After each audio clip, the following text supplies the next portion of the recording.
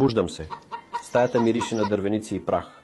Слънцето проблясва през бежовите пердетата с червени шарки. Днес е понеделник или вторник. Няма значение. Всички дни са еднакви. На стената ме наблюдава Живков. От радиото звучат маршове и новини за поредния успешен план на партията. Някъде далеч лае куче, после си тишина. Закуската, филия с маргарин и шарена от липа. Маслото го няма от седмици. На масата буркан с туршия, останала от есента. Майка ми шепне, че в магазина пак няма салам. Обличам се в униформата и бързам за работа в завода. Разпределен съм в цеха за монтаж на части. Мирише на машинно масло и пот. Дано не закъснея, защото бригадирът няма да ми го прости. Планът трябва да се гони, иначе няма премия. Работя до оглушаване. Ръцете ми се движат автоматично, а мислите ми са някъде далеч. Излизам навън. Хората не говорят много. Всеки гледа в земята, да не би да чуе някой, нещо, някъде.